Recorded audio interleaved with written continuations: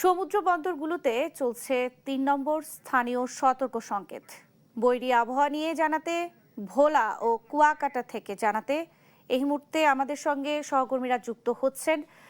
সহকর্মী ছোটন সাহা এবং শাহাবুদ্দিন শিহাব।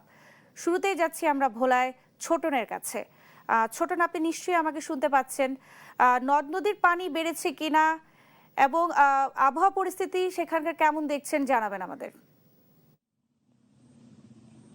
ন্যান্সি, নদ নদীর পানির যদি কথা বলতে চাই, আসলে এই যে উজানের পানির ঢল এবং যে অমাবস্যার প্রভাব, এই দুটি কারণে কিন্তু নদীর পানি বৃদ্ধি পেয়েছে। অর্থাৎ আজকে কিন্তু নদীর পানি ৩১ সেন্টিমিটার রয়েছে বিপদসীমার, যেটি গতকালকে ছিল 9 সেন্টিমিটার। অর্থাৎ বলা যায় 3 থেকে 4 গুণ নদীর পানি বৃদ্ধি পেয়েছে, যার ফলে উপকূলীয় বিস্তীর্ণ এলাকা কিন্তু প্লাবিত হয়েছে। আপনি ক্যামেরার মাধ্যমে দেখতে পাচ্ছেন যে বিস্তীর্ণ জনপদ কিন্তু এখন তলিয়ে গিয়েছে। একই সাথে বসত ঘর, ফসলি জমি সহ গুরুত্বপূর্ণ স্থাপনা কিন্তু পানির নিচে রয়েছে বলা যায়, এবং যার ফলে প্রায় ভোলার 20 থেকে 30টি গ্রামের মানুষজন কিন্তু এখন এই মুহূর্তে পানিবন্দী হয়ে পড়েছেন। এবং আবহাওয়া যে পরিস্থিতি বলছিলেন, আসলে লঘুচাপের যে প্রভাবের ফলে নদী উত্তাল রয়েছে এবং নদী এবং সমুদ্রগামী যে সমস্ত ট্রলার এবং নৌকা রয়েছে সেগুলোকে আসলে উপজেলা প্রশাসনের পক্ষ থেকে তীরের কাছাকাছি আসতে কিন্তু বলা হয়েছে।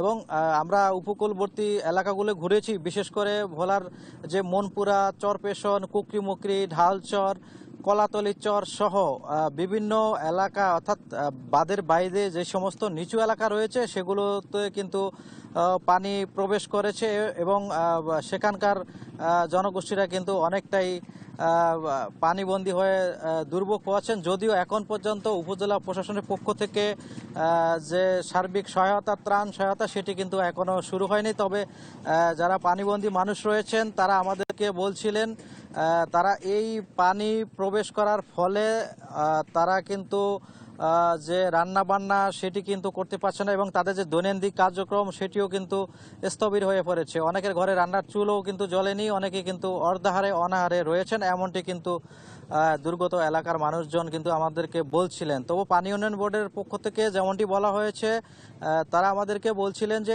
এই পরিস্থিতি আগামী আরও 2 থেকে 3 দিন অব্যাহত থাকবে এবং এরপর হয়তো এই যে জোয়ারের পানি প্রবেশ করছে সেটি আস্তে আস্তে ধীরে ধীরে নেমে যাবে, তখন উপকূলে যে স্বাভাবিক পরিস্থিতি সেটি ফিরে আসবে। তো এ ছিল আমার কাছে নদ নদী বৃদ্ধির ফলে যে মানুষের দুর্ভোগ বেড়েছে তা নিয়ে সর্বশেষ তথ্য। এখন আমরা যুক্ত হচ্ছি কুয়াকাটা, সেখানে রয়েছেন আমাদের সহকর্মী শিহাব। শিহাব, আপনি সেখানকার আবহাওয়া পরিস্থিতি কেমন এবং নদীর পানি বৃদ্ধি পেয়েছে কিনা বিস্তারিত জানাবেন।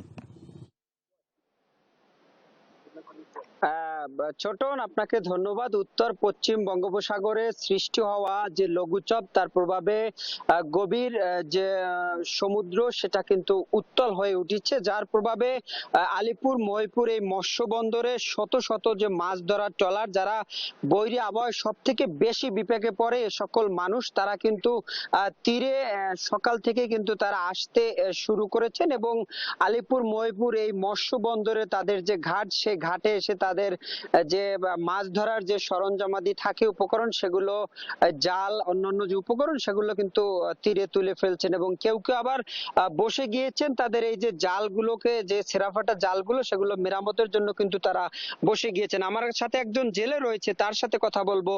যে কি অবস্থা, সমুদ্র, গভীর সমুদ্র যখন বৈরী আবহাওয়া বিরাজ করে, আপনারা কিভাবে সংকেত পান? আমরা পানি দেখলে আমরা বোঝা যায় যে সাগর উত্তাল হয়েছে, আর আমরা সাগরের উপকূলে যাইতে হবে, আমরা আর উপকূলে যেতে পারতেছি না, আমরা খুব কষ্টে আছি, আমরা জেলেরা খুব কষ্টে আছি।